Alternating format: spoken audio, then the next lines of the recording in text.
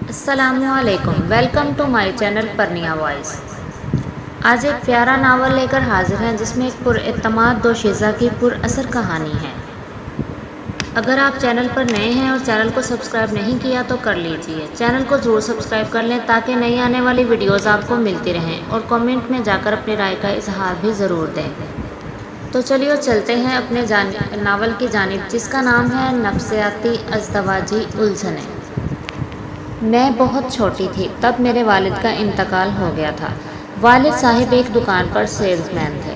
تھوڑے بہت پیسے مالک نے دیے۔ انہوں نے ہی ایک چھوٹا سا گھر جس میں ایک کمرہ، کچن اور باتھ روم تھا، امی کو ترس کھا کر دے دیا تھا۔ امی نے اسی پر اللہ کا شکر ادا کیا کہ سر چھپانے کا ٹھکانہ میسر آ گیا۔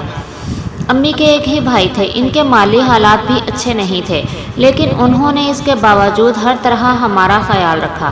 اوپر کی منزل پر کمرہ، باتھ روم اور کچن بنوا دیا اور اسے کرایہ پر چڑھا دیا۔ اسی طرح قلیل ہی سہی لیکن گزر بسر کا ایک ذریعہ ہو گیا۔ امی پڑھی لکھی نہیں تھیں، لیکن انہیں سلائی سے بہت دلچسپی تھی۔ انہوں نے ایک گارمنٹ فیکٹری میں ملازمت کر لی تاکہ میں تعلیم حاصل کروں۔ انہوں نے بہت محنت مشقت سے زندگی گزاری تھی۔ وہ چاہتی تھیں کہ میں تعلیم حاصل کر کے اپنے پیروں پر کھڑی ہو جاؤں۔ انہوں نے مجھے کسی چیز کی کمی محسوس نہ ہونے دی۔ میں نے BSc کر لیا تو مجھے دوائیوں کی ایک کمپنی میں ملازمت مل گئی۔ میری خوشی کا کوئی ٹھکانہ نہ تھا۔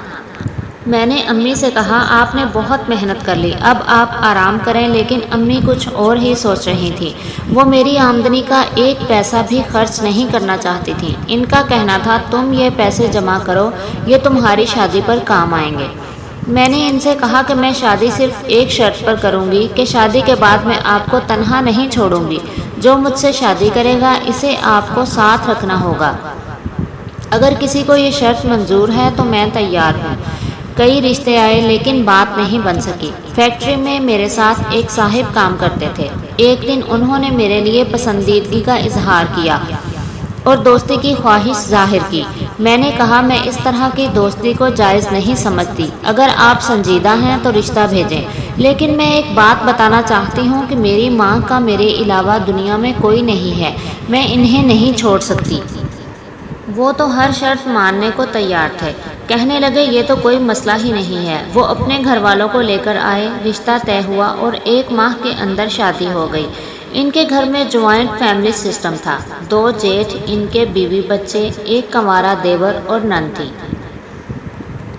2 شادی شدہ نندیں تھیں جو ہفتہ میں 2 دن میکے میں گزارتیں۔ ہمارے پاس ایک چھوٹا سا کمرہ تھا۔ نندیں رکنے آتی تو وہ بھی اسی کمرے میں رہتی۔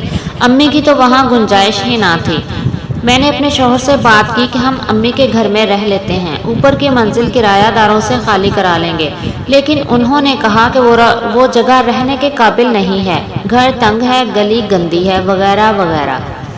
اب میرے شوہر چاہتے ہیں کہ امی وہ گھر بیچ دیں۔ وہ اس پیسے سے کاروبار کرنا چاہتے ہیں۔ ان کا کہنا ہے کہ کچھ عرصہ میں وہ اتنا کما لیں گے کہ کسی اچھے علاقے میں پلاٹ لے کر گھر بنوا لیں۔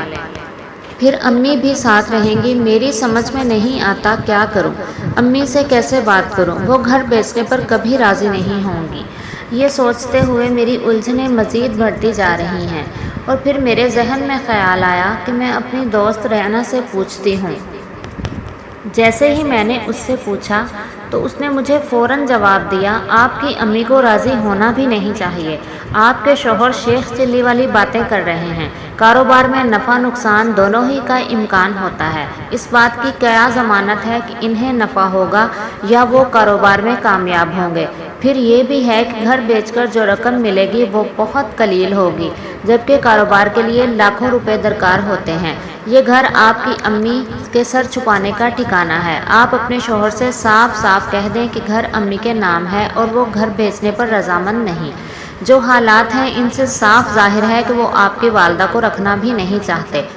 آپ کو صبر کرنا ہوگا۔ فی الحال آپ یہ خیال دل سے نکال دیں، ممکن ہے کچھ عرصہ بعد حالات آپ کے حق میں ہو جائیں، کیونکہ آپ جاب کرتی ہیں۔ بچہ ہونے کے بعد آپ کو بچہ کی دیکھ بھال کے لیے کسی خاتون کی ضرورت ہوگی۔ قوی امکان ہے اس وقت وہ آپ کی والدہ کے ساتھ رہنے پر رضامند ہو جائیں گے۔ مجھے اپنی دوست کا یہ مشورہ کافی اچھا لگا اور سمجھ میں بھی آیا، اور میں نے اسی پر عمل کرتے ہوئے کہانی کا اختتام کیا۔ بہت جلد ملتے ہیں انشاءاللہ اگلی ویڈیو کے ساتھ، تب تک کے لیے اللہ حافظ۔ اپنی دعاؤں میں یاد رکھیے گا آپ کی پیاری پرنیا۔